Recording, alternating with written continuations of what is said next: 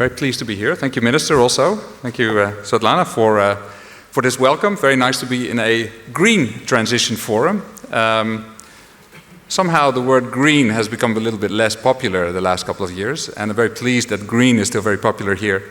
And I think it also is a bit the topic I would like to address, that we started a couple of years ago with a farm-to-fork strategy, which was part of the Green Deal, which was really ambitious in terms of sustainability, sustainability as a way of life, and since then things have changed in the world, in politics, and I think it's really important to build on that ambition to create a sustainable economy also in agriculture, and that is a bit what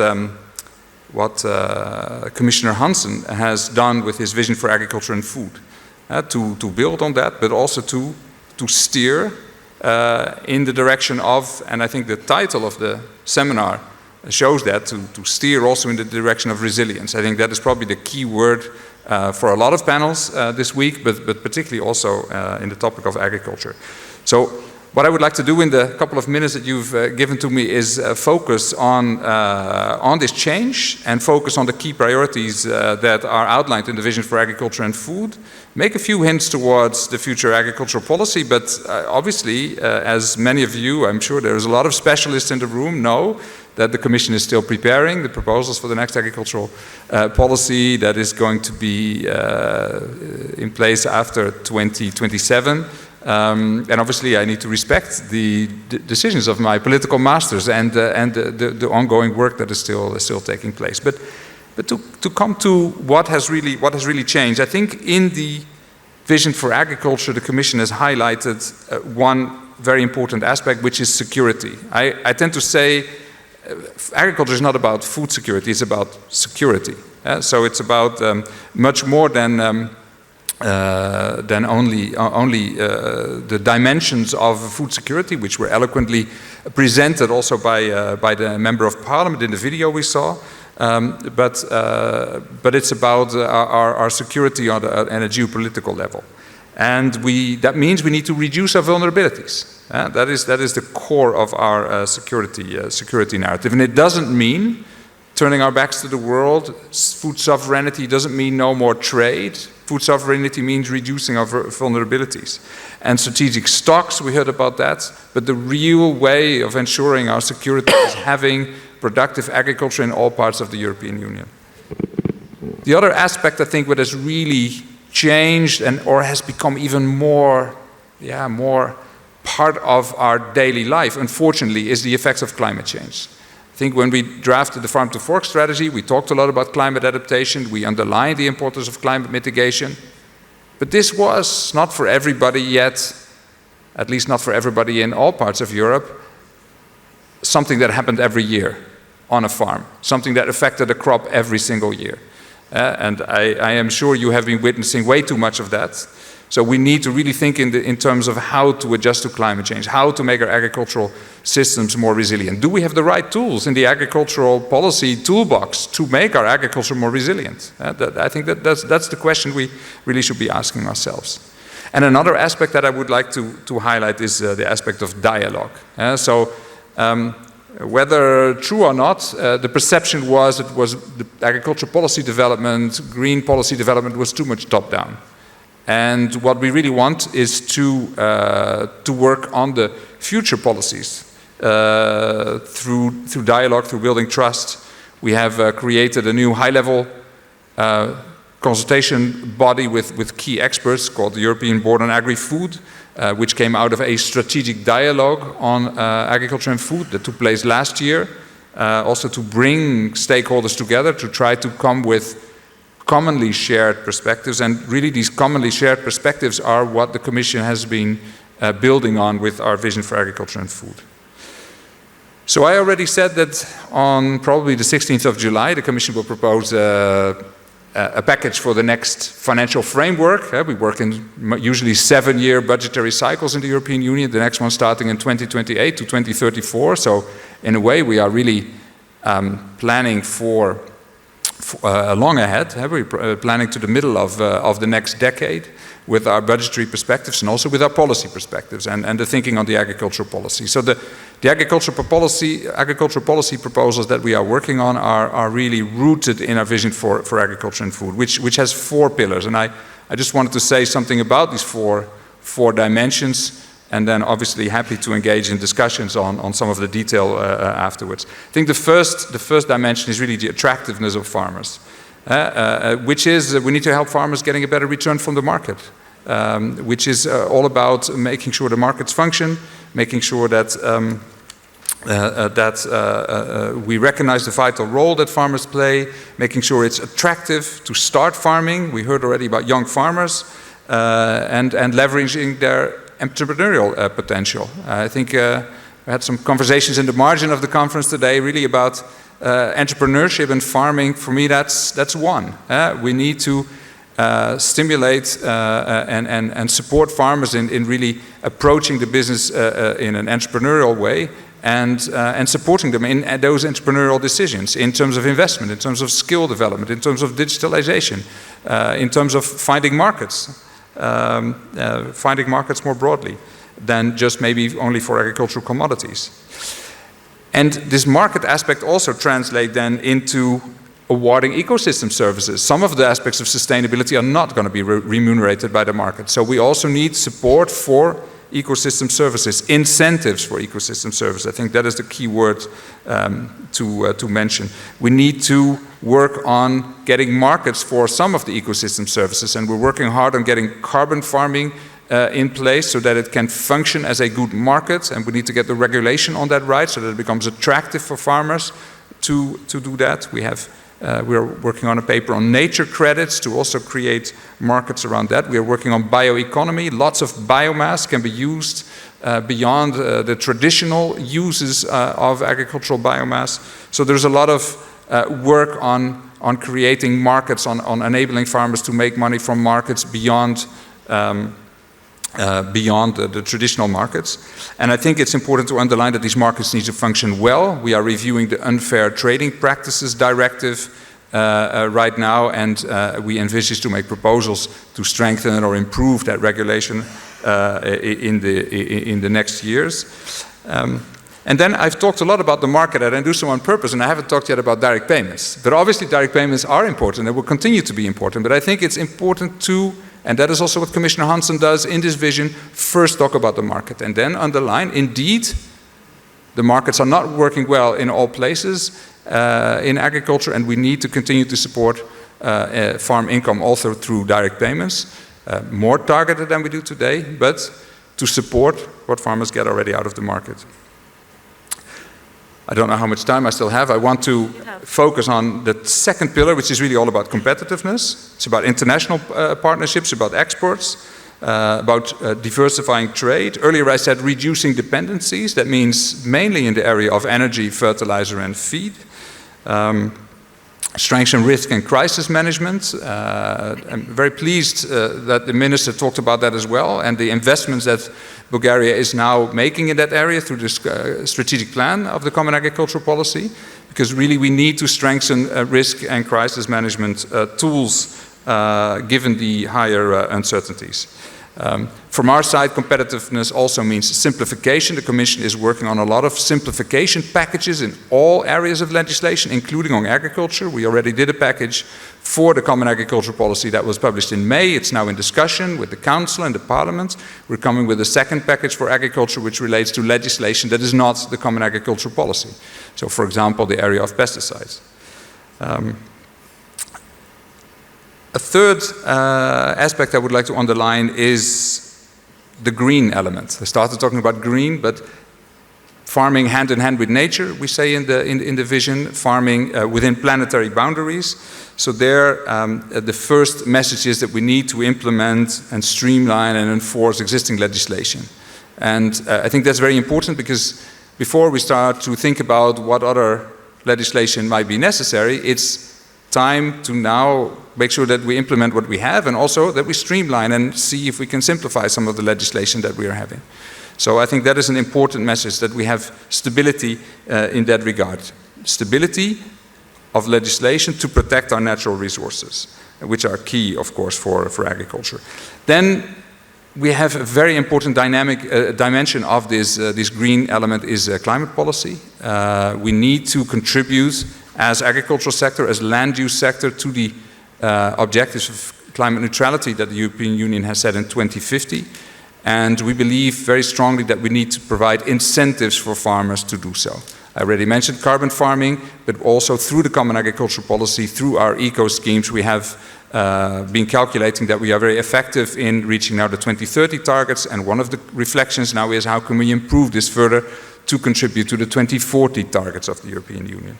So that is a key aspect. And also I would like to mention, we had earlier debates this morning about water. The Commission, of course, published its water resilience strategy, which highlights the need for efficiency, the need for investments in the area of water resilience, identifies also a 23 billion investment gap in water infrastructure at an EU level annually. So the need for investment is clear, and cohesion policy, the recovery fund, but also the common agricultural policy can and should all contribute to that, to make sure that we use water efficiently, but that we use water wisely to produce our agricultural products.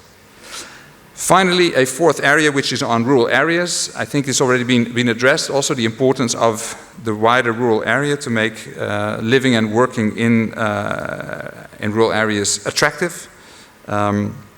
We are looking at our rural development action plan. We are looking at a women in farming platform. So we are looking at different dimensions of rural areas that are key for the development of rural areas. And of course, in the context of the new Common Agricultural Policy, in the context of the revision of our multi-annual financial framework, we're also looking at the funds that are available for investment, particularly in rural areas, which we consider to be highly important.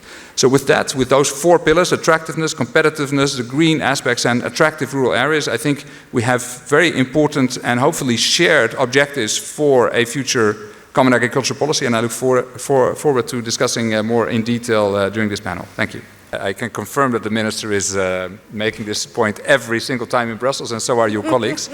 And it's a big topic. So let's face it. So external convergence is the technical term for making sure that payments are equalized among member states. You can also imagine that some other member states put other arguments in the scale. There were some member states, particularly from the north, who say our costs are much higher, so we should have higher payments. And obviously this is part of an overall package of the future budget of the European Commission. So that package is under negotiation within the Commission, and then of course there will be a discussion in the Council on that. But this topic is clearly on the agenda, and I think it's important to tackle it. Maybe what I would like to add on the issue of direct payments is one aspect is that we are now talking direct payments, but there's also the rural development component. You made the point we need to keep these two pillars together. We are also strongly convinced that we need to keep all the instruments of the agricultural policy together. We have now created a strategic plan with links between all the different components to have an effective policy. I was also a bit taken aback by the seriousness of the figures you mentioned, Yannis. Although I know these figures, but when you list one of them after the other, you think this is a big challenge. But we also, I think, should be proud of the fact that we have a policy which enables us to help farmers to deal with it and to help our societies to deal with it. So let's keep the policy instruments in a structured way together, and let's also reflect on what we have said in the vision: who needs it most. When we want to make policy choices, when you called for bold politicians, I think Commissioner Hansen is a bold politician. When you have to face big challenges, you also need to make choices. So the choice that we have on the table now is to see which farmers need direct payments most, so that you get a differentiation in direct payments. And that is the political question that is also on the table very much. One of the examples, or a couple of the examples of farmers that need it most are young farmers, that is enormous challenge of generational renewal in agriculture. Smaller farmers, particularly because they have lower economies of scale, but farmers that farm in areas that are challenged, areas with natural constraints, mountains and so on. So there is a number of groups, and I think that is also the challenge. How can we make sure that the farmers that need it get the additional support? But that also means that we have to make choices that others get a little bit less. And the final point I want to make is that we are really quite keen to ensure a good agricultural budget in the future, but let's see on the 16th of July. Yeah, thank you. No, that's precisely the sort of development that I think is very, very important and interesting. And also on this topic, I like to listen rather than proclaim to know how it should be done, because things are moving very quickly. We did a study with the European Investment Bank, which assessed current risks linked to climate and weather, and identified that only 20 to 30% of those risks is currently insured. They also calculated using quite a lot of data the increase in risk that we are expected to see towards 2050. So problems only getting much bigger. So we need to think very carefully about how to address this. And the classical way of doing this is to say, okay, there is a number of types of risks, levels that can be addressed in different ways. So I think the first thing to underline is that with our common agricultural policy, eco schemes and so on, investments, we are trying to support farmers to become more resilient, to adapt, to lower risk, just like you also try to lower the risk of a fire in your house, because that lowers your insurance premium, basically. So I think the first step is this investment in resilience. And then, of course, some losses will be the responsibility of a farmer, like you have when you are an entrepreneur. But when we are getting into the discussion about natural disasters and major effects, clearly the first step is insurance. And then afterwards we have be doing crisis payments from the agricultural reserve. And in future we see there is a bigger role for member states in that regard. And I think what is also interesting is to think about real catastrophes. In other parts of the world, the Caribbean and some African countries, there are insurance schemes for catastrophic risks that are financed through the capital markets. And that is an interesting development because there is experience in that, which has been assessed by this consortium with the European Investment Bank also. Could we apply similar models to the EU when climate risks are getting bigger? So that is also something we are looking carefully into, because also in the Vision for Agriculture and Food we have indicated that we will work on the area of risk insurance, risk management in the next couple of years. So even beyond the Common Agricultural Policy proposal, because this topic is just too big to treat right away, but it really requires a serious investment. Also beyond just agriculture, we're working closely with the colleagues in DG Climate, who are also looking into how to adapt our economies more globally to the higher risks that we are facing. We have a simplification package on which we are working, including on the biocontrol aspects, but of course we're looking at the wider area of legislation affecting agriculture, food and feed business. So clearly this is within that framework, and we have received your proposals, and as we do with all the proposals we get, we look at them very seriously. Благодаря ви много за предоставената дума, госпожо Боянова. Наталия Шукадарова се казвам, изпълнителен директор на Национална асоциация на зърнопроизводителите. Имам един въпрос към господин Хейс от DG AGRI, свързан естествено с политиката на Европейската комисия в селското стопанство. Още през 2019 година с съобщението за зелената сделка, след това през 2020 година съобщението за двете стратегии от фермата до трапезата, стратегията за биоразнообразието, целяха да насочат земеделските производители в Европа към едно по-устойчиво земеделие, към по-екологични практики, към редуциране на пестициди, на торове и всякакви други химически субстанции. Естествено, предоставяше се някаква подкрепа, така че да не губят земеделските производители своята конкурентоспособност. И да, както и господин Стефан каза, всички земеделски производители в Европа и българските земеделски производители се стремят именно към това да бъдат от една страна конкурентно способни, от друга страна устойчиви. Въпросът, извинявай, просто много излязохме, да. Как в цялата тази политика спрямо европейските земеделски производители осъмваме през 2025 година, 5 години по-късно, от всичките усилия, които са провели земеделските производители да прилагат по-екологични практики, осъмваме с едно търговско споразумение между ЕС и Меркосур. И всъщност ние даваме страхотно предимство на земеделските производители от Бразилия и Аржентина, които, нали сега, такива са фактите, далеч не прилагат фитосанитарните стандарти, екологичните стандарти на производство, които се прилагат от земеделските производители и които Европейската комисия изискваше от нас.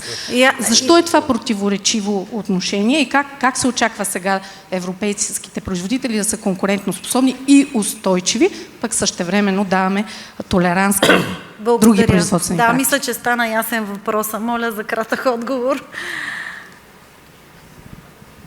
Mercosur, etc. Mercosur, Green Deal, very good. No, I think it's very good you ask these questions because these are the topics that are out there and that I am confronted with a lot. So clearly on the Green Deal and the biodiversity strategy, the farm to fork strategy, these were Commission plans, Commission announced plans. And what I think is very important is to see what has translated into legislation and how does it affect your business, the business of your members. So specifically, for example, on the farm to fork strategy, there is only a few aspects that have translated into legislation. I think one of the ones is the Common Agricultural Policy, as you know it, where we have now a much bigger slice of the support that is paid in the form of eco-schemes, which are incentives to farmers to produce respecting certain environmental criteria and to do things differently.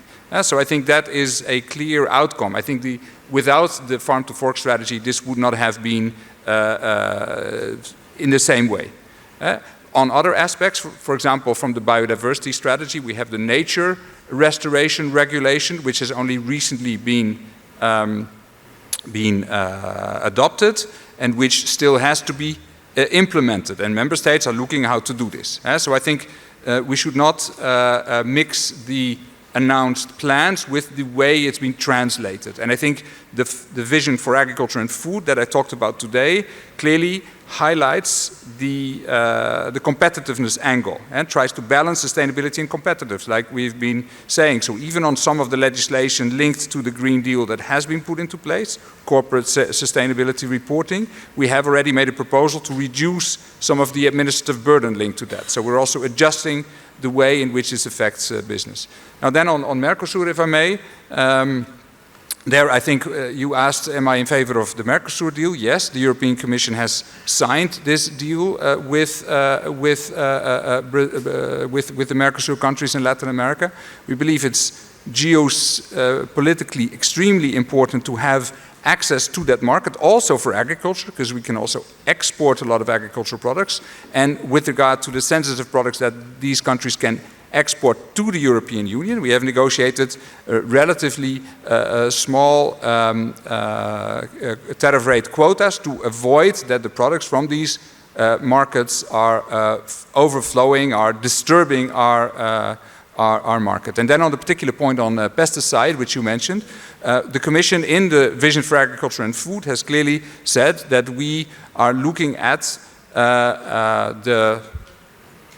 the limits that we impose on the products imported to the European Union as regards the pesticides that are prohibited here.